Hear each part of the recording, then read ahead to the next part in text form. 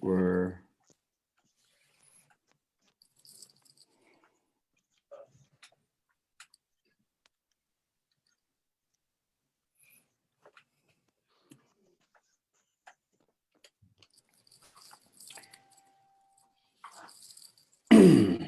okay. A'udhu billahi minash shaitanir rajim. Bismillahir rahmanir rahim. Assalamu alaikum to everybody, all our viewers and listeners.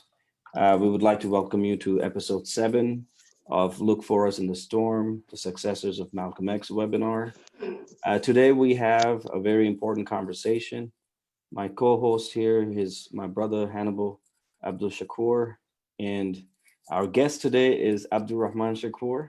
He's going to be again taking the lead in this conversation on um, Nuh Abdul Qayyum, also known as Albert Washington. So this is a very important conversation for us because so far we've discussed a lot of important figures, and in this webinar, we wanted to really focus on some of the individuals that many of the folks who kind of look at political struggle do not really focus on.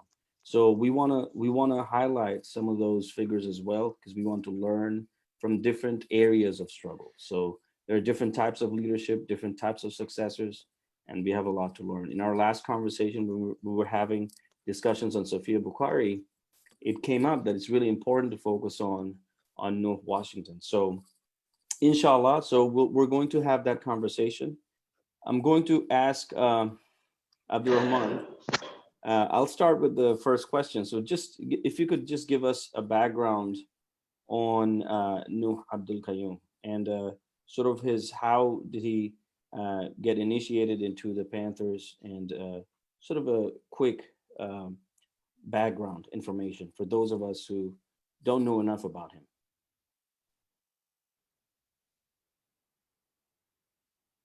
Your audio is muted. Oh, you're good. You're good. Okay, yeah, inshallah. Assalamu alaikum to the believers. Peace to everyone watching. So, my bad. I was trying to adjust my sound and make sure I could hear correctly. I'm kind of technologically illiterate, as we've discussed. And so, can you repeat the question for me one Okay, more no, I time? just 'Cause wanted like, just a yeah, tail background. end of it, but Yeah, just wanted to just like the first question basically for everything, right? Who was Nuh Abdul Qayyum, and how did he get involved with the Panther Party and the Black Liberation Army?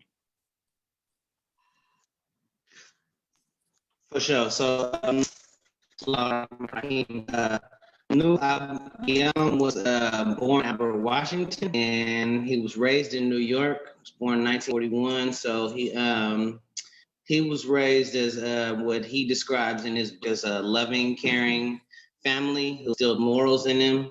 Unfortunately, like many youth who in their dealing with the racist society end up looking to express themselves in ways that aren't necessarily productive. He got involved in, like a street organization as a youth, and ended up getting himself involved in a bunch of different things. And he saw racism firsthand, particularly from I guess when the first time he was arrested. So like him and his crew, they actually somebody from his crew was attacked by, this is in the 50s, I guess a white boy in Queens. And so him and his crew ended up responding, right, to this attack. And when they responded, the police showed up, and he talked about how the police were clearly not neutral, even though they were defending themselves. So that was kind of like his first, opening into being politicized.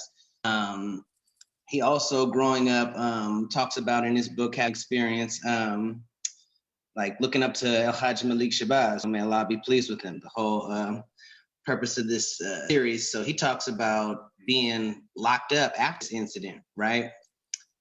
In the juvenile, I guess, facility, and they find out that Malcolm El Hajj Malik Shabazz had been killed.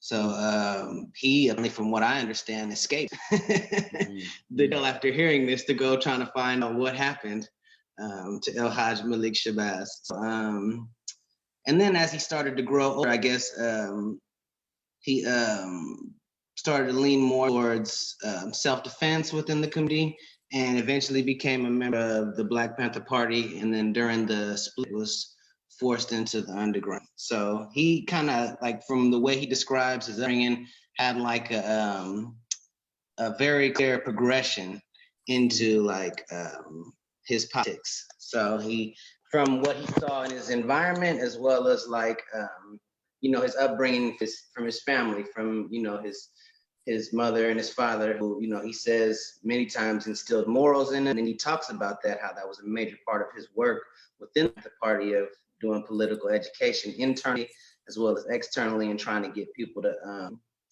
see the importance of having good morals and good values, and making sure your behavior reflects your ideals. So, yeah. You know, for our viewers who don't know the relationship, you know, when you say he went underground after being in the Panthers, you basically mean he joined the BLA. Basically, is that part of that history?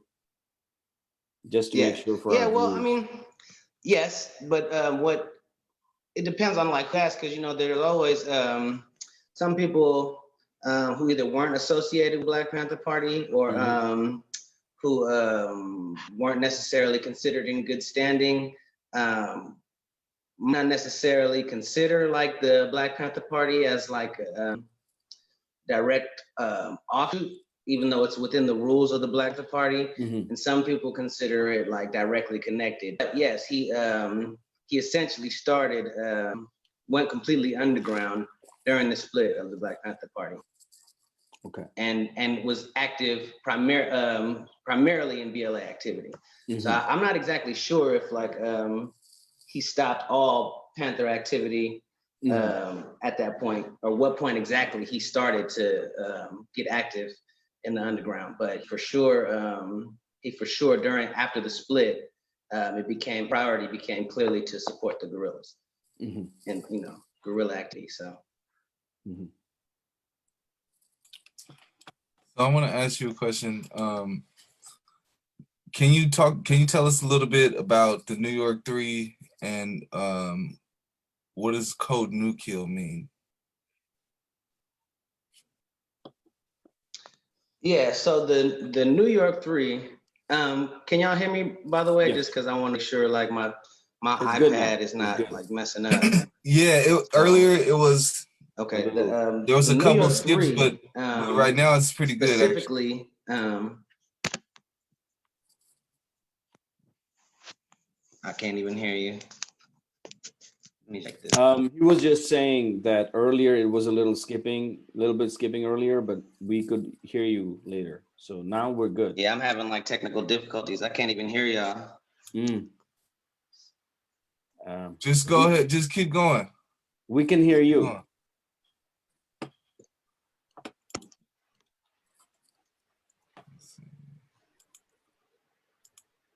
Say it one more time. We can hear you. Right, y'all can hear me. So yeah. the New York Three, specifically. Keep going. Okay, the New York Three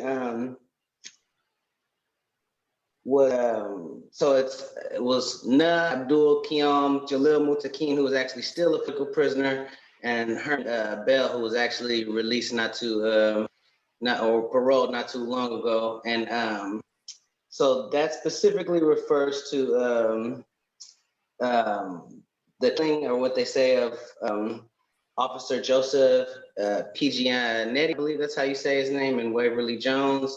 And on May 21st, 1971, Harlem. And so they were essentially charged for the killing, and Operation Nuh Kill first to operation from the FBI that was encouraged by I believe President Nixon to who they should extend the effort to catch people who had been a string of police in the 1970s who they attribute to the Black Coalition Army. So the code name Nuh Kill refers to the New York killing string of hold on just a second. Hold on just a second. Can you hear me?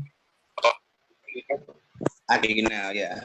your voice is a little distorted, so some of it I couldn't understand you. Yeah, you might have to repeat that one because we couldn't hear the last part. It was kind of breaking off. Yeah, kind of towards the end of what you were saying. And then Let me try to find a place with a little bit better service. Okay, inshallah, inshallah. So our viewers, just want to let you know that, Abdul Rahman is actually traveling, so we're having some internet issues. So inshallah.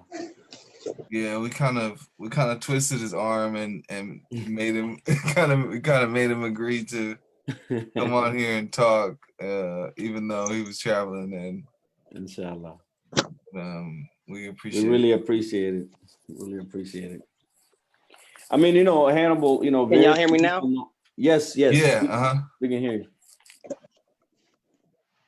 Okay. And if you want to go to that new kill question. Okay, yeah, I can hear y'all better now too. My bad, I didn't mean to interrupt. But so yeah, so what was the last thing you guys heard from me? If you could repeat that question and the answer to that question. Yeah, you were saying, I think you said something about May 21st.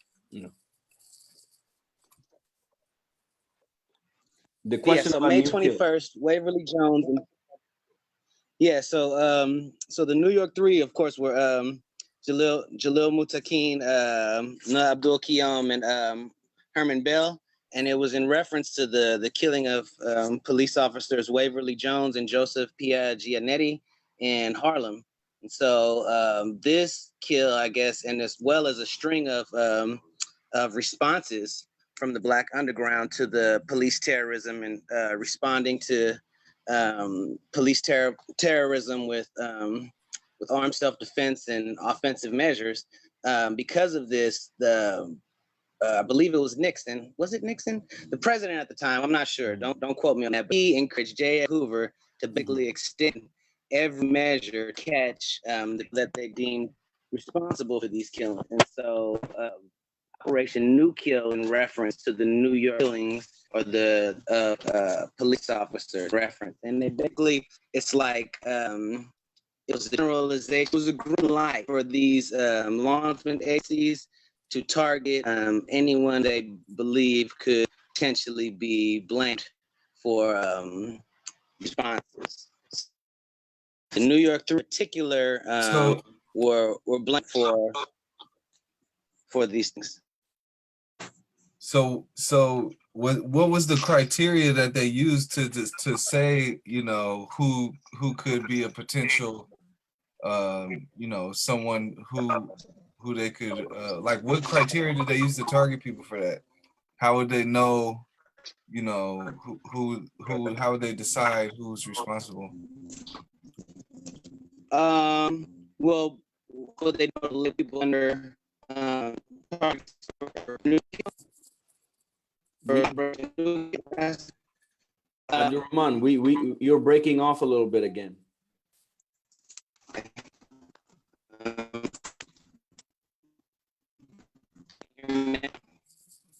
Breaking off. It's kind of distorted.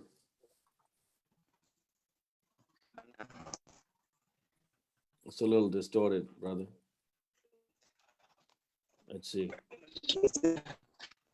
Whichever location you were like a few minutes ago was when you were walking, was the right joint. Yeah. Broken. It's okay. We'll figure it out, man. We'll work it out.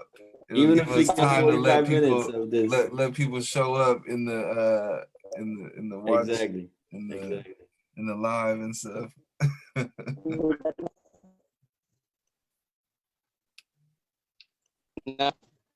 Okay, talk from there. No, it's broken. Tried call my phone. Do you wanna use your phone really quick? Maybe. Yeah, we could just do audio. Yeah. Yeah, just do audio. It's completely fine. Let's try to do audio.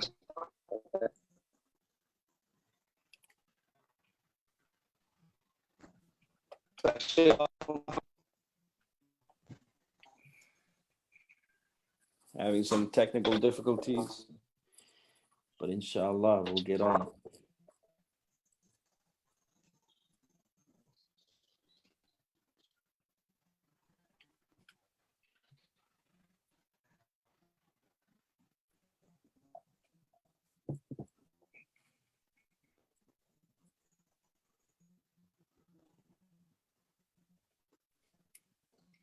So let us know when you're ready for the audio. You know, I mean, this would be a good time to talk about next Saturday's event. You know, Which one? the caravan or rollout. Oh yeah, Rollout. the last Sorry. Sunday is the Sunday event. Sunday. I'm sorry. Yeah, so for our viewers, we want to actually, those of us who are in the Bay Area, we want to encourage you to come to the Muslim rollout. That's going to be, it's organized by OICC, Oakland Islamic Community Center. And we want to encourage those of you who are in California, Northern California, to join the caravan. We're going to be going to, I think, 5 or 6 locations where Black men and Black women were murdered and by the police and white supremacists. So we're going to have a caravan protest. Is there anything else you want to add, Hannibal, to that? Yeah. So I mean, basically, you know, in the past, you know, the recent few months or what have you, you know, there's been all this activity, and one of the things that happened was there was a network of Muslims that were organizing these collective rollouts, and they happened all over the place, and there was a number of logistical concerns and things that came up in Oakland, and so you know, but there was a commitment that, you know, some people made to do a rollout. So OICC wanted to follow through because they hadn't, you know, made announcements about it. And so this is kind of like, you know, let's take it a little further and you know, let's put the energy into galvanizing the community, understanding that it's tough for a lot of people who are observing social distancing, and a lot of people are isolated and what have you. So this is kind of like a way for us to interact in a way that people can feel safe if they have concerns and what have you. So, you know, it's going to be it's going to be a caravan of cars basically, and people are going to meet up at OICC a little bit early to decorate their cars and prepare and get, you know, some instructions for the trip, and you know, just all that kind of thing. And then there's going to be an organized caravan basically that's going to be coordinated to go to I believe it's 5 stops. Is that right? Yeah, so 5 stops, and we're going to be it's going to culminate in it's going to culminate, excuse me, it's going to culminate at Little Bobby Hutton Park, also known as Defirmary Park in West Oakland, on 18th and Adeline, across the street from the West Oakland Library. And you know, this is something basically you know, that the Muslims are organizing for the community to kind of you know, continue to build consciousness around, you know, what's happening to our people, especially in these times, and you know, following up, because, you know, one of the issues that happens when people are murdered like this is that, you know, when they initially get murdered, there's a big reaction, but as time progresses, when there's certain issues on the table, you know, the energy can fall off, and so there's not the consistent pressure to you know, make some type of changes. There's not the consistent pressure to to organize the people around the injustice. And so, this is one of those things to give people a rally point. And again, if you're concerned about COVID, people are going to be in their own cars. You don't even have to get out of your car if you're worried about that. There's going to be a sound system so that you can hear what people are saying. There's going to be signs and things in the different locations that we go to, and people are going to make announcements about what happened there and why those specific places are significant. And it's just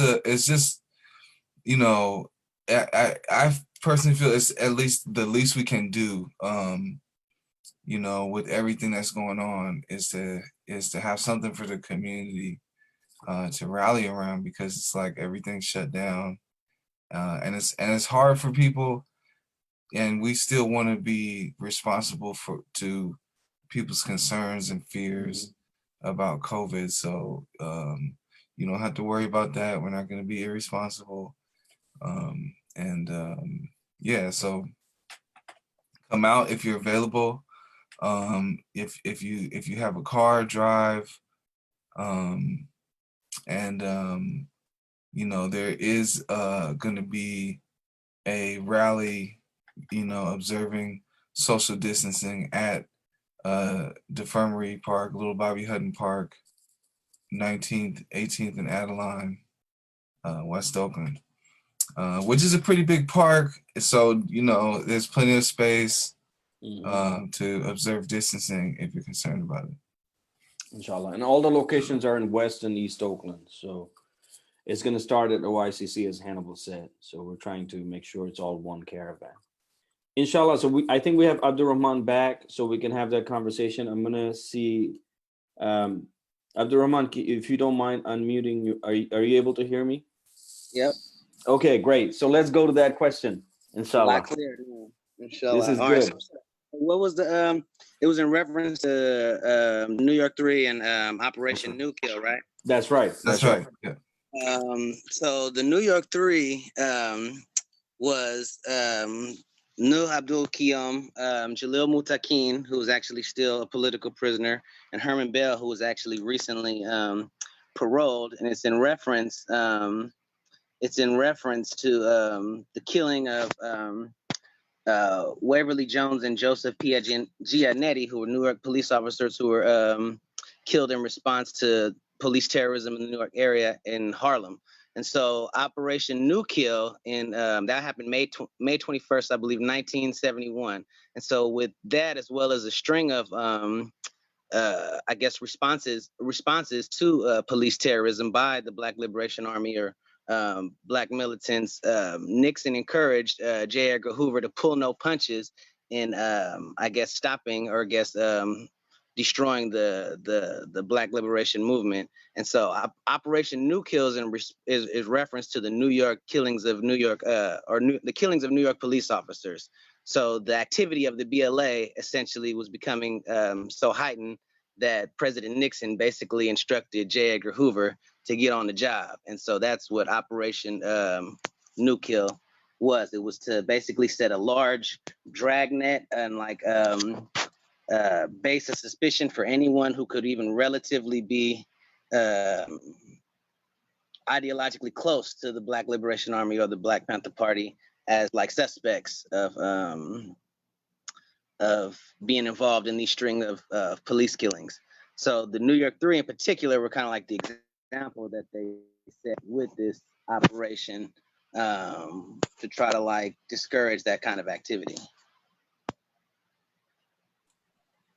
Wow. Can y'all still hear me? Yeah, we hear you a lot better now. Yeah, it's a lot clearer for me too. Yeah, alhamdulillah. What was it like for Nuh growing up as a youth, and what attracted him to the Black Panther Party? So Nuh was, as he describes it in his book, raised by a very loving family who instilled morals upon him. He ended up getting involved in the street life as a youth in the 50s. And this was kind of like what helped politicize him and what would lead him to down the road to politically educate himself. But I guess apparently one of his friends, he grew up in New York, one of his friends was attacked by a white street organization just for being black, and him and his friends decided to respond. Now, when they responded, the police were called, and when the police were called, they were clearly not neutral. You know, they were clearly on one group side as opposed to the other. And so Nuh started to see like, okay, well, this is not fair, you know? And then he also kind of talks about being influenced by El Hajj Malik Shabazz, you know, may Allah be pleased with him, especially considering that he became Muslim as well. But he talks about being incarcerated, I believe, for this specific incident, I think, when they responded to, when him and the crew responded to their friend getting assaulted and the police coming and arresting them. I believe he was locked up in a juvenile facility somewhere in New York, and he had heard Malcolm X, I believe, was killed. And so he broke out. He broke out of the jail and he went to Harlem, he said, to see what was going on. So he was politicized through his experience in New York and seeing like through his family and through seeing like the racism and seeing the clear contradictions of inequality, and also through, you know, bumping his head in the street life. So because of this, he was a lot more mature than a lot of his peers once he got to the Black Liberation Movement, and I assume even probably while he was in the street life. But and he was known as a leader and a teacher to many people within the Black Panther Party and the Black Liberation Army, I believe, because he was so aware of the political situation surrounding him from an early age, even being in what some people would call as like, would cast off as like a bad apple, or like, you know, you know, a hoodlum or whatever, you know. So it was because of this experience that he had, he was able to see things, I think, a lot more clearly and a lot more holistically than people who were sometimes either too politically theoretical without any experiential groundings. Did that make sense? Y'all know what I mean. Yeah, well, you know, I was actually gonna ask you to elaborate on that. So a lot of people may be familiar, well, I mean, I don't know if a lot, but I guess some people may be familiar with George Jackson's idea of transforming a criminal consciousness into a revolutionary consciousness. Right. And his emphasis on what he called the lumpen proletariat. Right. And I mean, even further to that point, if we look at Malcolm X himself, may Allah be pleased with him, I mean, he kind of embodies that idea of someone who was kind of sort of like an outcast of society and considered, you know, kind of just looked over and, you know, kind of considered as like a statistic. And even after doing all this time in prison, ends up coming out to really have a big impact on the whole world. And so we kind of have this, you know, we have this understanding from that perspective, you know, and George Jackson talks about it a lot. Can you say a little something about, you know, maybe something that you've learned about an Islamic perspective on that kind of thing? You know, the idea that you know, someone could be like an outcast from society and yet their status can be transformed.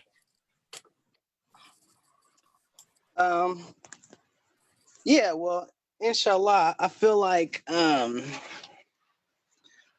that is part of what attracts a lot of Black revolutionaries or Black militants or Black activists or what have you to Islam, is the fact that you know, through the help of Allah, that no one is a lost cause.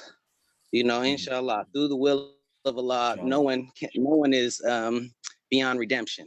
And Islam actually encourages people who repent and actually work to make up for some of their, bad deeds. That there's a special blessing in that, and for people who feel like Black people in particular, Black lumpen proletariat people in particular, who feel like society not only refused to offer them an opportunity, but intentionally excluded them from anything they might have wanted to participate in, and feeling like they're forced to participate in, illegitimate capitalism.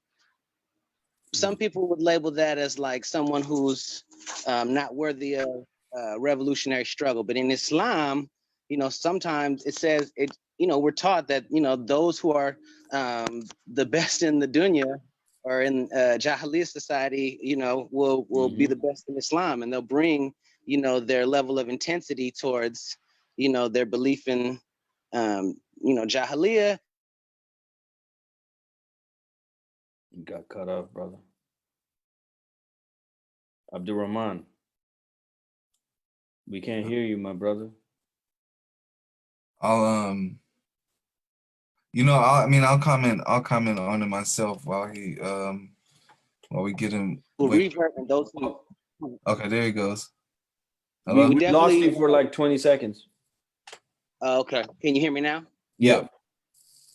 Okay, so I definitely feel like within Islam, the fact that that people are encouraged to get a blessing through redemption and through repenting through their bad deeds is like a sign of encouragement as opposed to necessarily a sign of condemnation.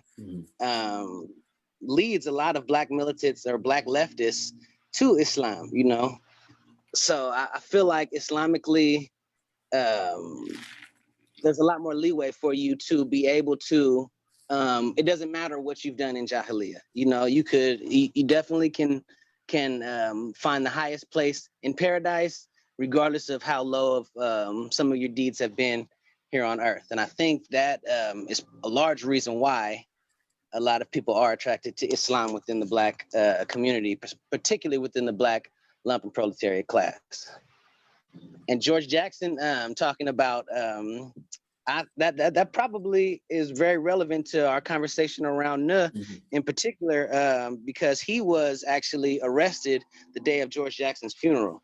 And he kind of talks about, I think Jalil actually talks about this in his book. He talks about how Nuh actually came over to his apartment and was extremely distraught at the fact that no one responded to George Jackson's assassination, probably particularly because he felt that connection with George Jackson about having been in the street life and now committing himself to the revolution.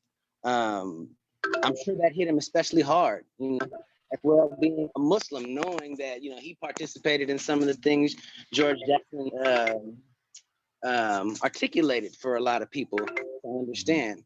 So I feel like Islamically, Islam encourages us to, in spite of our bad deeds, to push for the highest levels of paradise and know that we can achieve the best in Islam, regardless of if we've done the worst in Jahiliyyah. So, can I comment a little bit on that? That's a really important story because, even during the Prophet ﷺ's time, initially, like a lot of the Sahabas had a lot of the Jahiliyyah habits still in their lives, and they were encouraged to come. So a lot of the very serious Sahabas and important members of that initial original community around the Prophet ﷺ, they also came from a life that was really harsh and difficult earlier before Islam. So, sometimes even the Prophet would be hanging out with the Sahaba, and one of them would go back to like an older habit or something, and he would say that you still have some jahil left in you, and that you need to repent and return to the complete and comprehensive Islam. I just wanted to put that out there as a reference for our viewers and listeners, who are from the Islamic world and they want to have a good understanding of the history of Black Revolution and Islam, and just to give them a Islamic reference as well, inshallah. Sorry, Hannibal, you want to go ahead? Yeah, I mean, and I just wanted to add too, you know, not to beat a dead horse, but I think it's very important, and it's one of the main reasons I think that these people are so interesting to me, is that they represent this idea, and they represent having, you know, like we often hear this euphemism or this old kind of concept of pull yourself up by the bootstraps. But when you look at these people as individuals, as their character and how they started out in life and the things that they went through and experienced, and then what they, you know, the result of what they put their life into and what they did with their life, it really was like a pull yourself up by the bootstraps type of thing, because you're talking about people who really start in the worst conditions, like growing up in ghettos and growing up around violence and growing up around all this, you know, these problems that they had to face, racism and just different, you know, all the obstacles that they had to face as Black people, and adapting to survive in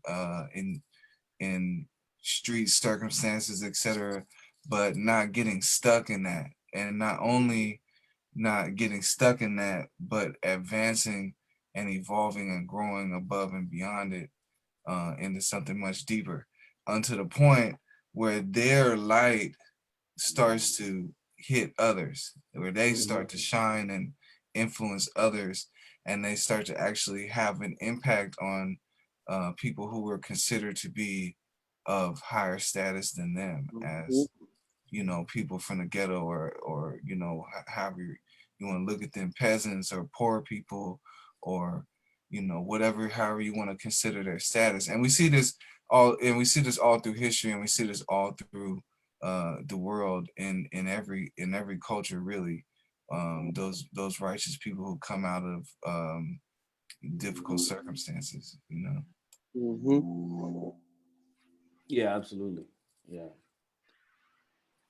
Um, let me see. I want to ask a question, but I want to actually comment a little bit. I don't know. We have time, right, Abdurrahman? I just want to make sure, because I know you're in Southern Cal, and I want to respect the time that you have. Yeah. I got like a good, we got time. Inshallah. Yeah, you know, one of the things that's also, like, when you were mentioning, and when Hannibal was talking about this stuff, like the transformation, I was thinking about like how, like, capitalist society is a society of contradictions anyway to begin with. So when a person who comes from a really extreme situations of struggle, where they have to think about, from the beginnings, like the loopholes of the society, there's like a higher chance of actually that person being revolutionary faster than like the bourgeois society, because for them the world is working. And so in that sense, right, so it actually kind of makes sense. It's, you know, because of course, you know, the capitalists also have their concept of pulling yourself up the bootstraps, right, which is basically the rich, you know, making fun of the poor and the underclass, and saying, why can't you do what I do, right? And this is exactly the opposite of that. This is sort of like someone in Nuh situation, and encountering this horrendous racist, violent society around him, and understanding that actually the way things are arranged is actually man-made. It's an arrangement that's man-made. This is not divine justice. This is not correct, and so on. So that's one of the reasons why, you know, a lot of people feel attracted to Malcolm, because he shows that even his days as a hustler was something that we should not just look down upon, but understand as a way of him surviving tremendous oppression, and that then he transformed into much more serious militant and organizer. So that's something that I find really fascinating about figures like Nuh Washington or George Jackson and others.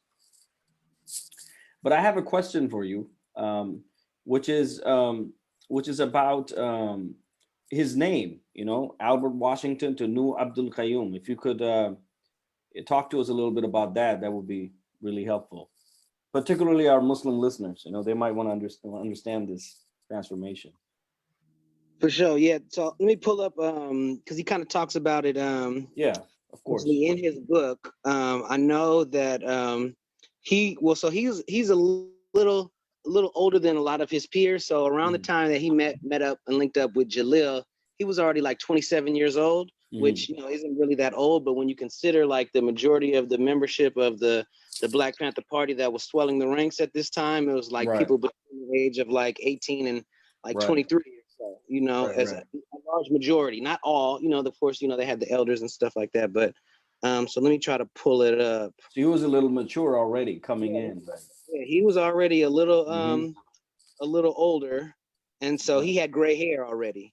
And one of the brothers, couldn't remember the name. I think of somebody in the Bible, so they just called him Noah or Nuh. And I guess it just ran with it because they said he was like the wise old man because he was older, and he was always like, I guess, taking things from a more mature position, Right. And so I'm trying to find the article where it talks about, okay, here it goes. So he's doing an interview in 1988 with I believe Sally O'Brien and Paper Tiger Productions, and she asked him, so I wanted to ask you about your name, how you came about getting your name and what it means, what it meant to you.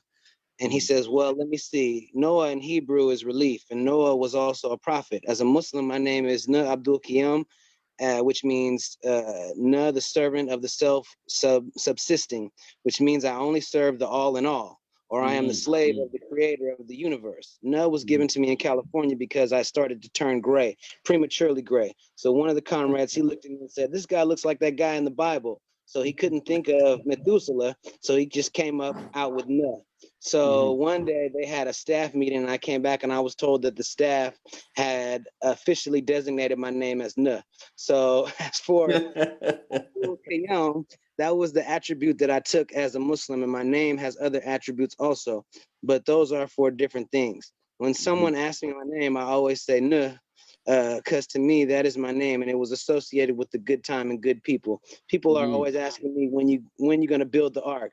I guess like basically it came because the things I was working on and was trying to get people together out of the deluge. That's a lot. There's a lot of madness going on, and you have to protect yourself from it. When I talk about protection, it's not always a physical thing. A lot of times people always associate what we're talking about. I got to pull up the next page. It's all good. It's all good. This is a beautiful story, man. This is so helpful. He goes a lot into it, and a lot about like how Islam basically gave him the foundation to, participate in what kept him on the straight path in this. But okay, so then about your physical action, but it's also a mental and spiritual thing, talking about protection. You have people who allegedly have the correct political line, but they've seeped into other things. And then the other person says, yeah. And so he says, so that's what Nuh's been trying to do, get people out of the mud. And they ask him, yeah, okay, so that's how he explains his name. Oh, wow. Yeah. And then he's consistent to his name, huh? Exactly. I mean, when you think about the story of Nuh, of the Prophet Nuh, alayhi salam, and trying to call people away from the decadence, and the battle and the struggle with trying to pull people away from something they're so attached to and they're enjoying so much, that's clearly bad for them. You know? Can I go shift direction a little bit? Abdul Rahman? Yeah, please. So I want to ask you a little bit about the questions of internal contradictions in the party. Right. And according to Nuh, and this is a excerpt, a time came when party work revolved around the defense of leadership, end quote. So how did this affect the Panthers' ability to resolve internal contradictions? Right. So, okay, this is actually one of the things that I extremely appreciate about Nuh's analysis, because he's very clear about the specific issues, and it relates to what we've been talking about already, like the specific issues with a centralized form of leadership and how that can affect the way in which people who in different places where the conditions might be a little specifically different, following under the same exact structure is actually detrimental to the organization's growth. So he talks about that. He has a whole chapter in his book dedicated to analyzing the split of the Black Panther Party. And so with that particular quote, I think it's important because it talks about, well, it's also important because, you know, Nuh as a Muslim, comparatively, in my opinion, is probably a lot more humble than the people at his level of rank. It definitely sounds like it from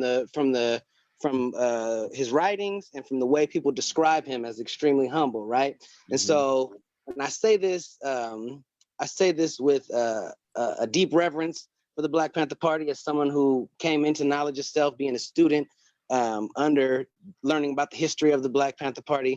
But you see people who basically rejected religion, who also, you know, may have not necessarily said anything negative about Islam, but, you know, reject the idea of a God, participating in certain levels of like arrogance, but also like you know, luxury and egotistical like commandism. So, you know, with qualifying that with the intense pressure that the Black Panther Party was under from COINTELPRO, local law enforcement agencies, informants who were giving false information, and a whole let me complicate that a little bit. Part of the pressure is psychological profiles and targeting people with decadence, weaponizing vice, so that, you know, you're now being targeted with attention and different things, little favors and things from a decadent element, from a corrupt element, or just from, you know, elements of the culture which had shunned you all your life. Now that you're on the rise, organizing your community, etc., the door is open, right? And we know that there was this intermingling of movement people with a lot of different other sort of subculture things that were happening during those times. Celebrities too. Yes, that's what I'm saying. Celebrities, different little, you know, different little cultural phenomena, etc., that were all kind of, you know, interacting in those times. And you know, one of the things that was happening is that when a lot of these people were becoming prominent, especially some of the Black men, they were being targeted in a particular way to sort of, you know, soften them up and steer them towards, you know, towards vice and towards things which ultimately you destroyed them, and some of them ended up on strung out on drugs, and you know, some of them ended up in rivalries and conflicts that got them killed or sent to prison. You know, and just people got involved with a whole lot of different stuff that had nothing to do with the revolutionary program that they all came together around, you know. Right. And I for sure, thank you for that. And I think that goes right into, you know, why Nuh's what's up, Pop? My son is over here trying to interrupt. But Assalamu alaikum to your son. Yeah, you hear that? He walked away, my bad. But so yeah, that talks about like why Nuh's analysis is important, because, you know, being a student of the Black Panther Party, I would often hear from, depending on which side of the split people landed, you know, they say, Huey used to say like the relationship between the masses and the party is secondary. The relationship between the party between the party is primary. Meaning like that, and you know, to a certain degree, you can definitely understand why you need to clean your own house before you go out and, you know, try to organize other people. But Nuh critiques this overemphasis of this, and argues that this disconnected certain elements of leadership from the local leaders who had more of an organic and understanding of the local conditions and which way should go about. And so he talks about it like in this chapter of the split and under a history of the Black Panther Party. If I can read a little bit of it. Yes, please do. Please do. So he says, in the Black Panther Party, we were taught that the oppressor exploits all differences, but we didn't believe it. We were told that in order to resolve contradictions, it was necessary to struggle along the ideological and political front, but we didn't understand how to do that. And above all, we were told that as comrades, we were to be open and above board with others, say all you have to say and say it without reserve, but we didn't practice it. The failure to bring theory and practice into accord crippled the Black Panther Party. A time came, and I'm skipping ahead a little bit here, a time came when party work revolved around the defensive leadership. As a result, primary contradictions between the oppressed and oppressor became a secondary contradiction, and the Black Panther Party itself engaged in fratricide. What should have been non-antagonistic contradictions amongst comrades became antagonistic, right? And so then a little bit later, he goes on to talk about like even some of the things that we discussed in reference to Sophia Bakari and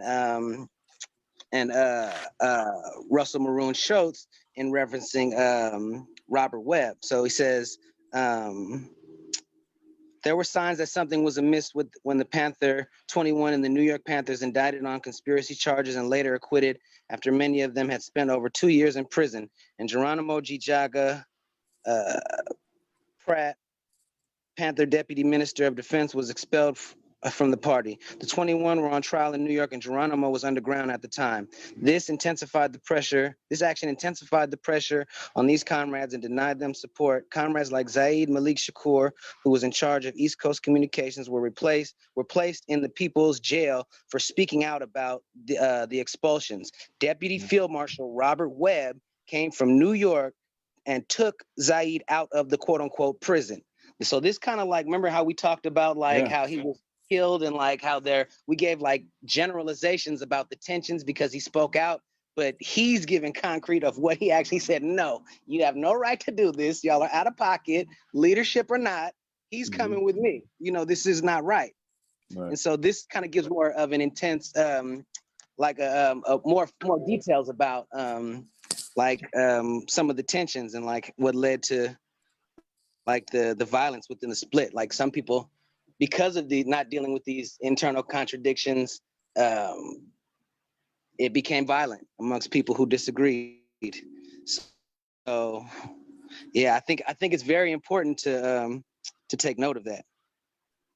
And so then later in the chapter, he says, the government had targeted the leadership of the Black Panther Party for neutralization and carried this out under the FBI's COINTEL program. This program was a war fought on many levels by the country's police counterintelligence agents designed to destroy the Black Panther Party and other Black nationalist organizations. The purging of good comrades sped up the process. Then later in the chapter, these comrades had been forced underground prior to the split and had cut off communications with Black Panther Party national headquarters in Oakland. This allowed for the creation of a haven for many disenchanted and expelled Panthers. Some expelled Panthers were even directed to the underground by Panthers still working for the party. And I feel pretty confident, even though I don't know, he's referencing himself. So he was probably like, hey, bro, go link up with such and such. He gonna take care of you. Don't worry about what they talking about. We gonna still put in this work. So what was characterized, and we talked about this a little bit last time too, what was characterized as a split between the East and West Coast was not so much a regional one as it was an ideological or tactical one. Very few took into account that there were plenty of comrades in San Francisco and Los Angeles that sided with the quote unquote East Coast.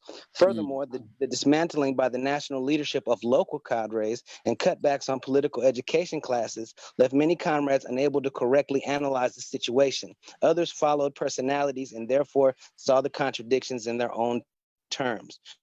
When in March 1971, Robert Webb was assassinated on a Harlem street corner in New York, rumors abounded that hit squads from National were responsible. In San Francisco area, comrades were told that Black Panther Party newspaper was publishing pictures of expelled and other Panthers, calling them enemies of the people. This was seen by comrades who were underground as a way of identifying them for the hit squads of the state. So That's deep, man. Yeah. We can see how Like, ugly. break that down. Like, I know Mhm. that was a lot, man. Like, what does that even mean for people who may be listening, Right. who don't really understand what they just heard? You know. So basically, because people didn't have this is my opinion as a Muslim, analyzing it, and as a Muslim who's been a student of the Black Panther Party, because they didn't have a personal internal corrective mechanism, because they didn't have a spiritual base to pull them back within what is acceptable adab and how you deal with problems with each other. Egos were allowed to drive party politics, and egos were not only sometimes created, but for sure inflamed by the government basically just waiting for these opportunities to destroy this organization or help this Yeah, man. organization destroy itself.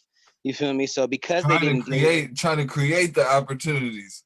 right, exactly. And so because they didn't deal with it, essentially, Man. indirectly, they kind of allowed, and not only allowed, but gave opportunity for the government to exploit this fact. So is he saying that that people in the national or within the newspaper were putting pictures in the newspaper in order to show the Yes. state who they had problems with? Well, that's Nuh's argument. I'm sure the party would have argued that Right. they were, educating the people as to who was a traitor in their mind, because they didn't agree with the national line or whatever the issues were. I wasn't there for all. I don't know a lot of them. Even through So studying. he's saying, and just let me see if I'm getting this right. So he's saying basically that they were publicizing this, and then thus making it public and available, and then the state was utilizing the newspaper and those images and profiles in order to target people for assassination.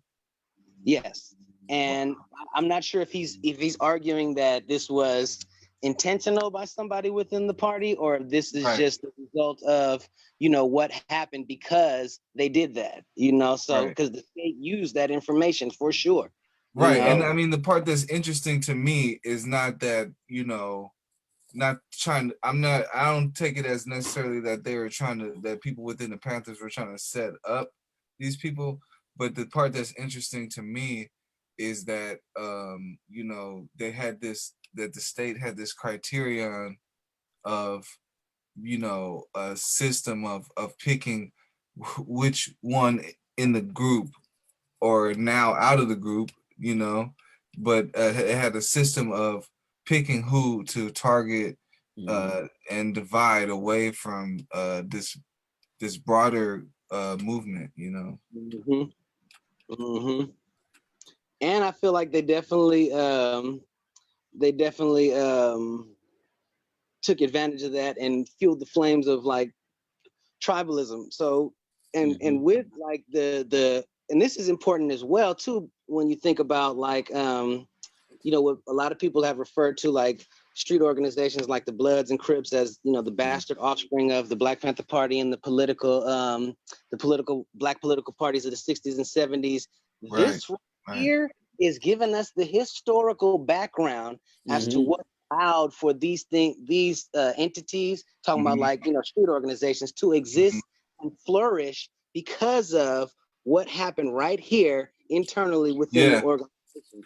So it's like you got to kind of look at that as like when people, I always looked at it as like when people wag their finger at the younger generation for not standing up for the same way that the previous generations did. I always humbly remind people that a large portion of the reason why they are not is because the mission was left undone.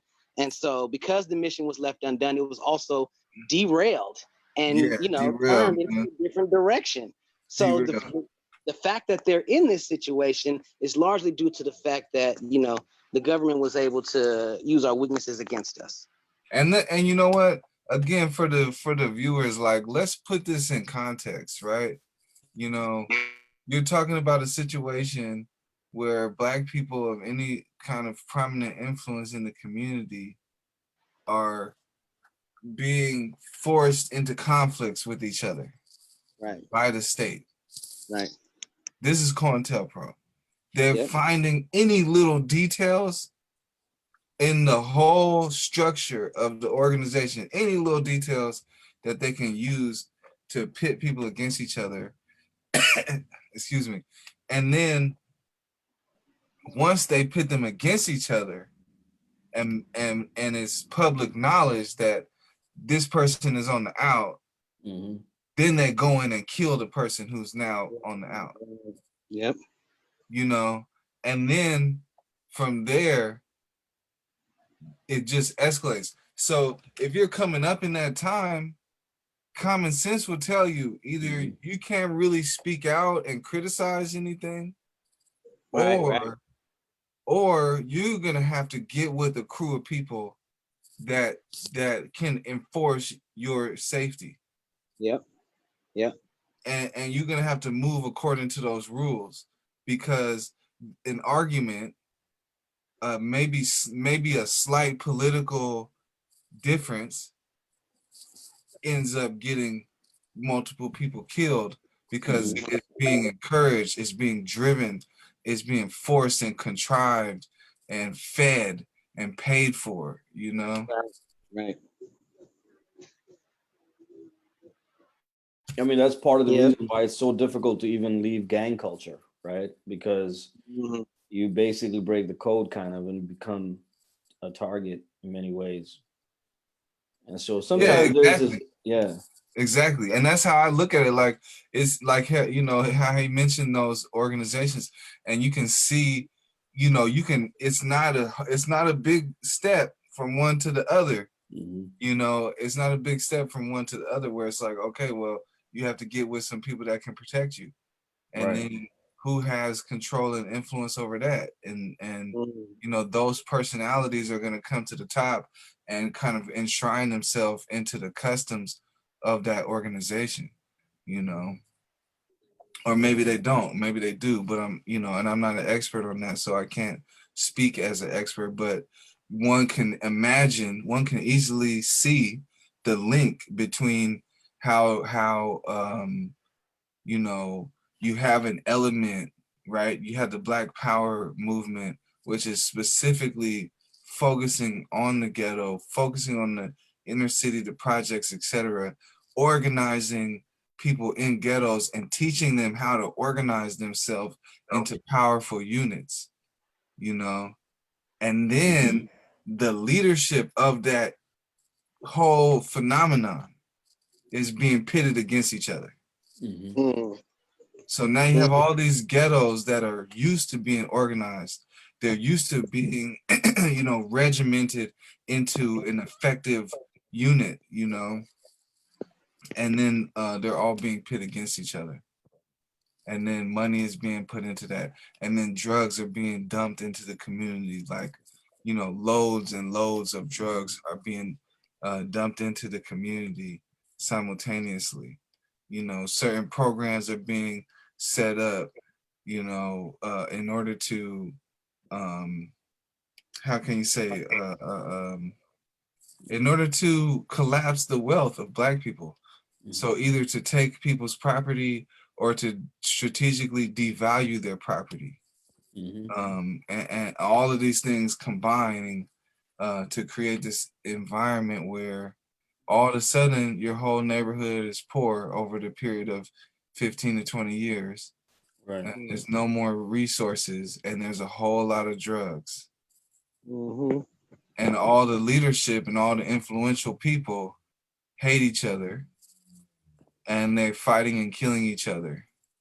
You know, and I can imagine, even if you really look at the gangs, that I can almost imagine them as like an organizing stability force at that point. That kind of chaos, a gang comes forward and says, look, man, here's the rules. Good. You know, it's too much crazy stuff survival. Going on. You know, it's too much stuff going on. So here's how we're gonna operate. Right. You know? And one can understand how even, looking back now at the 80s and the 90s, we understand the gangs in a particular way. But in terms of their genesis, one can see how they could actually be like a stabilizing factor in the environment and the context of this extremely violent and chaotic era that was being created and contrived and forced upon them by the state. No, that's absolutely right, I think. Yeah. Can I ask a question, which is, well, there's two-part question. The first question is for Abdurrahman, and the second one is for both of you. And then, because we're coming to the close, and I want to kind of have it go back to some of the original things that we had discussed. This is so useful, Abdurrahman, I think, for our viewers, particularly because, he's such a figure who's so humble that people don't even talk about him that much, but he played such a crucial role. The question I have, the first one is about, so I'm going to say both of those. First one is about Islam. Like, how did Islam fit into his understanding of revolutionary struggle, both at the level of organizing, but at the level of his personal life, for Nuh? And the second question is for both of you, which is that when we're looking at someone like Nuh, how do you guys think about a contemporary situation, starting with George Floyd's brutal murder and what we've seen in the United States happening with this mass protests and things like that? Initially, it was very militant and so on, so it's still ongoing. It goes through waves. But how do you guys think about what we can learn from Nuh's life and the way he engaged in struggle? So question number one is Abdurrahman. Question number two is for both of you, if that makes sense.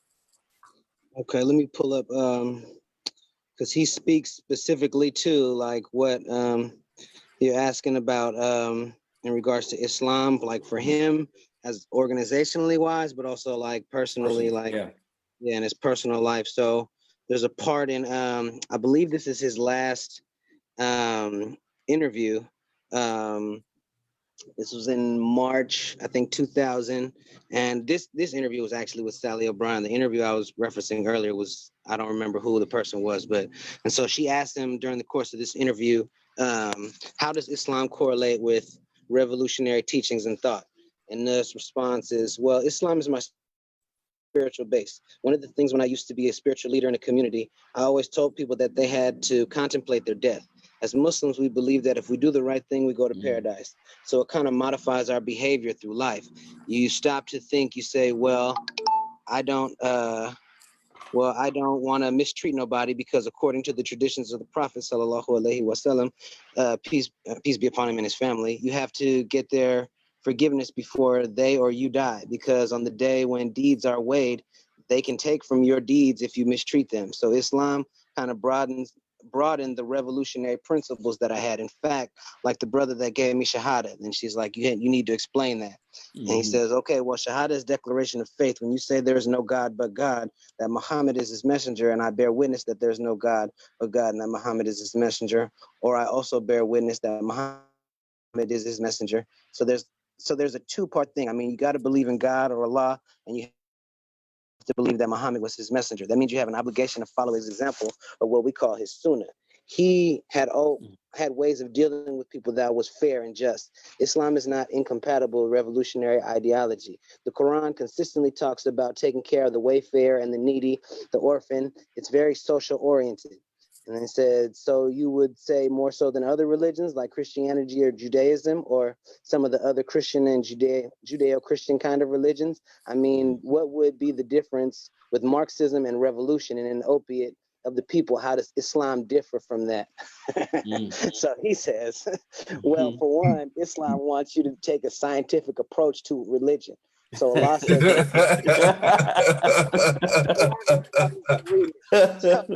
so Allah says, look at my signs, like the creation of the night and the day, the creation of the world. So you come to the conclusion that, okay, did all this happen by accident?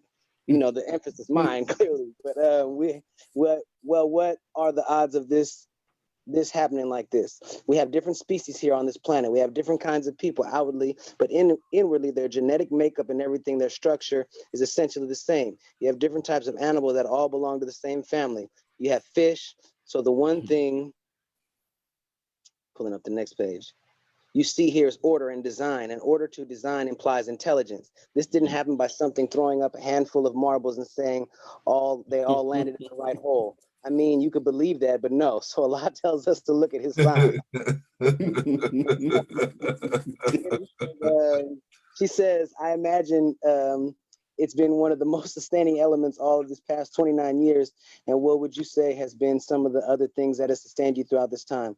Well, I like I say, I start with that. The knowledge I did was right. I always used to tell guys, you see me walking around the yard, they say, you must be short or you must not be doing a lot of time. And I said, what makes you think that? They said, you seem so at ease. I said, well, I know why I'm here. It makes a difference. So if you go back to 29 years and what effect it may have had on me must have been due to the fact that I've lived my principles and the people around me see that. So in turn, they respect that because they always respect someone who lives by their word. And I have maintained over the years communication with people. And as I grew, I tried to share this with them.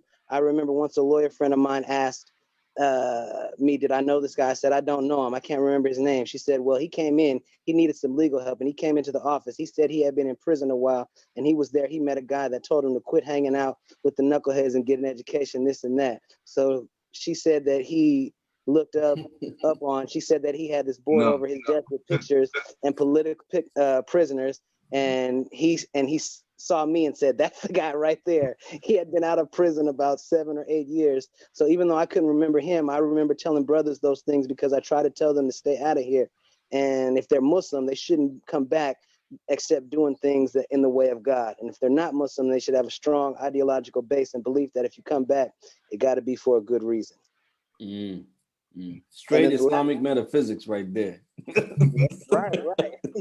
He was like, that if you want to, but no.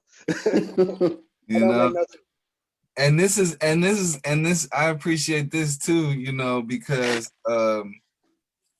you know, what he's talking about is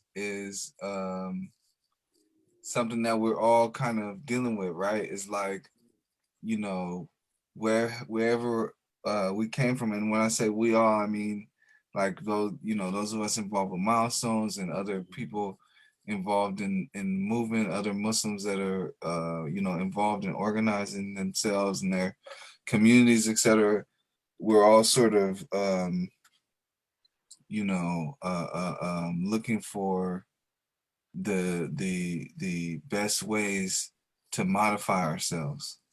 And the best, you know, methodology, the best program to run. You know, like when you think about people into fitness, you know, people who are into bodybuilding and working out and things, they pick different programs or routines or whatever, right? And then based on that routine, and they pick a certain diet, etc. And you know, they run their program, and there's certain benefits that come with it, etc. And so, you know, as people involved in struggle, trying to change the circumstances that we're dealing with,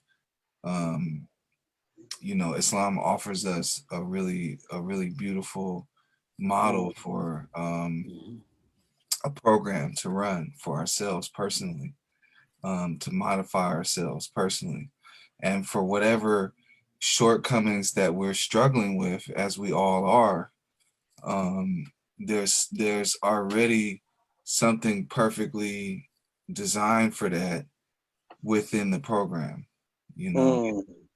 And so it's like, as you study, the more you study, the more aspects of it that you kind of understand, and it enables you to better orient yourself to what you're trying to achieve. And I think that's something that's just really beautiful, and you see it come up time and again. You know, just like when we were talking, I don't know if it was the last episode or the one before, when we were talking about leadership and what is leadership accountable to. And you know, personally, I would want my leadership to be to feel accountable to their actions, right? You know, and I would want personally to model myself after, you know, people that are are gonna be accountable to what they're doing, you know. And ultimately, you know, again, we all have those shortcomings, so it's a matter of what model of modification are you going to use, you know. Because to simply say that you're just going to be revolutionary without modifying yourself personally, your lifestyle, the way you think, your feelings, etc., that's just not realistic, you know. It's and I think you know, as young people, I think when, you know, like when I was younger, I knew I had to modify myself, but I was really just thinking physically, you know. Just like I gotta exercise, I gotta do push-ups, I gotta do this, that, and the third. But you know, as you get older, you realize you know, you can't show up to the job that you never prepared for. You know, and much less you're not gonna show up early, ready to work. So it's like, if that's the job you want, you got to prepare for it ahead of time, you know. So that means you got to modify yourself. So whatever it is that you envision in terms of making change, you have to envision what it's going to require of you to carry it out effectively, and how you're going to modify yourself. So, you know, it's all going to come back to, you know, what program are you running to make yourself effective at what is, you know, what you feel is the goal, you know. And they show us, you know, they give us these examples like, look, man, this is how you know it's successful. It's like, again, back to the exercise thing. I mean, you see someone who's very fit and healthy and they look how you want to look, or et cetera, or they're doing the kind of activities that you want to do. And you say, okay, well, here's an example. What program do they do? So that's how we look at these people. That's how we look at Malcolm X. That's how we look at his students and those people who really carried on that legacy, because they're demonstrating the effectiveness and the fruits of this beautiful model and this program. Alhamdulillah. Abdul Rahman, you want to add something to that? And I don't know if we have any questions, Hannibal. If you want to check, my phone is really horrible with that. So one thing I saw in Nuh, that I like thinking about, was he was talking about psychological readiness. And I thought that was so significant for the struggle right now during this time. There are so many people who are psychologically so wounded and really not ready. And as a result, it's very easy to kind of target them. And they target themselves kind of fairly easily as well. And then they create a lot of disturbance. There's a lot of paranoia with some folks. And so, you know, one of the things that's really significant that Nuh talks about, and I think it's connected, right? If you think about it, the spiritual dimension of his life, of Islam, which gives him a kind of stability and foundation. A lot of, you know, sort of anthropologists and others, they don't really know how to talk about spirituality. So they do talk about, like, a interesting way, a psycho-existential dimension of life. And I think in that sense, right, even if you think of it that way, that there is no internal self-crisis for a brother like Nuh.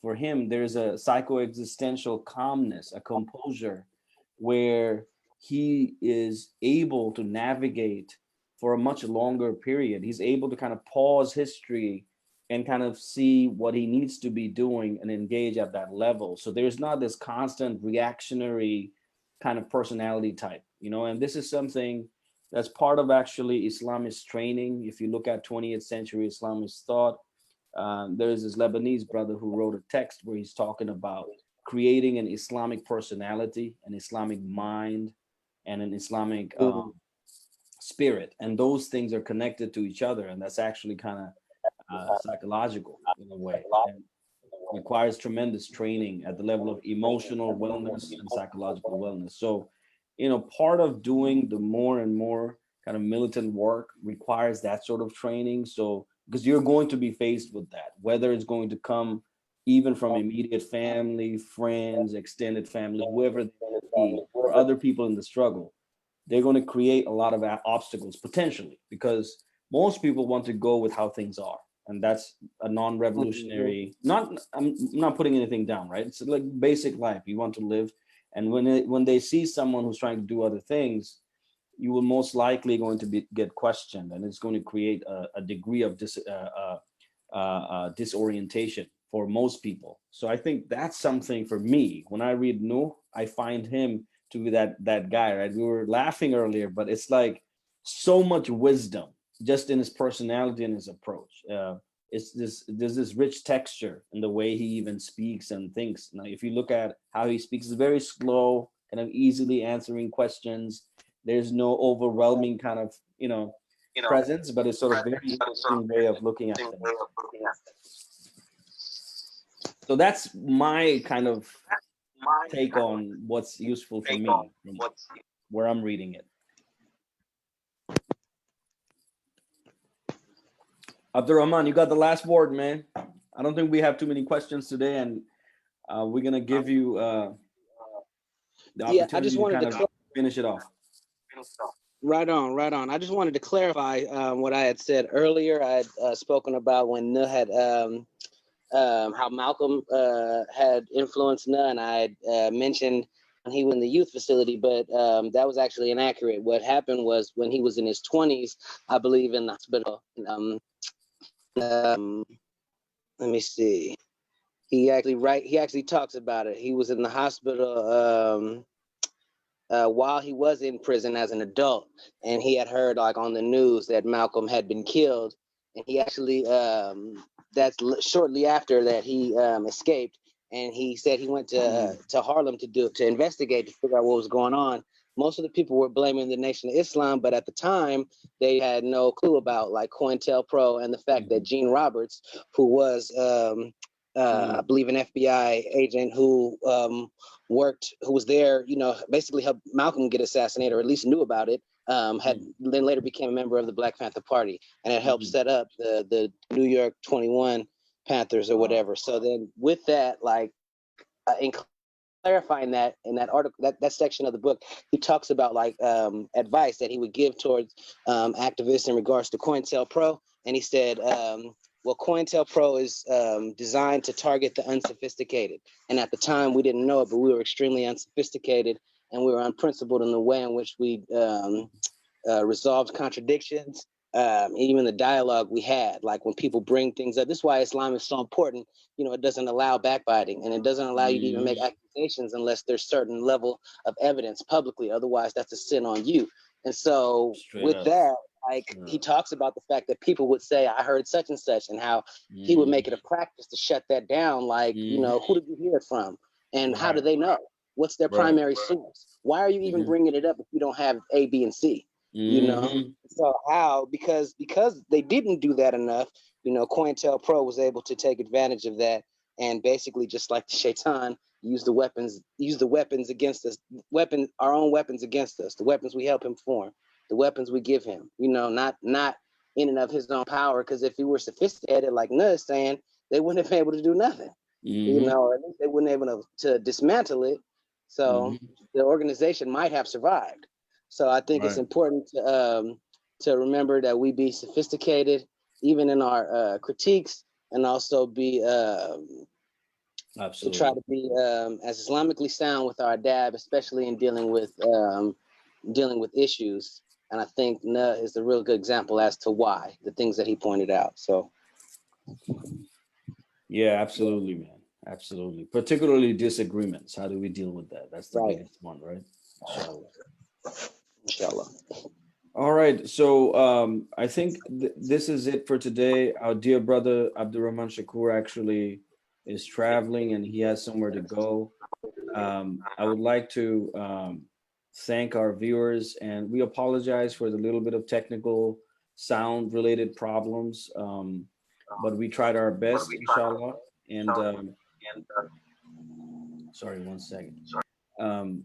So we're going to be returning next Saturday. We're with our new episode, and we're going to keep you guys updated is going to be most likely on Jalil Muntakim, and we'll send you, those of you who are registered participants, we're going to send you materials that you need to be seeing and reading, inshallah. And Hannibal, you want to add something, inshallah? Yeah, I was gonna say, if I could, if people are watching this, or you'll probably might be watching this later, what have you, check check the reading list, check the video links that we sent.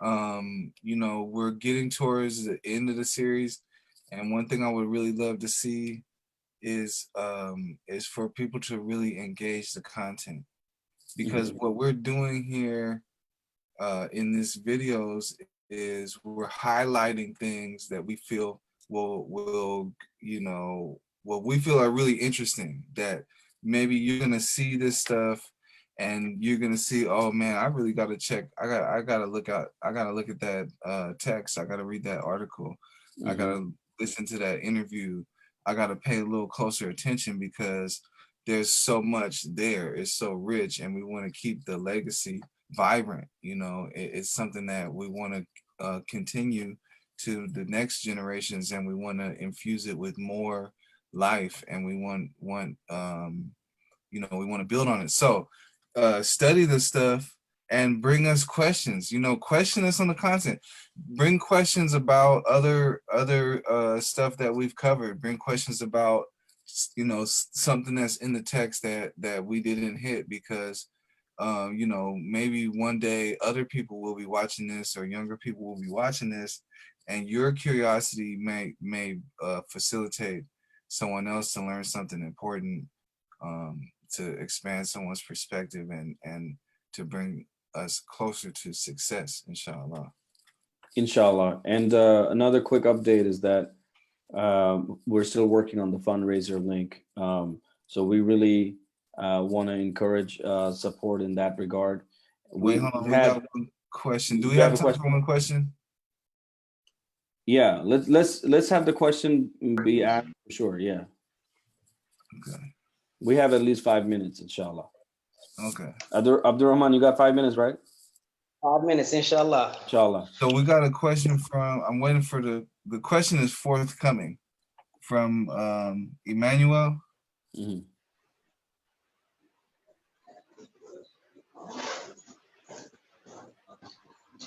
think there might be a little delay on the.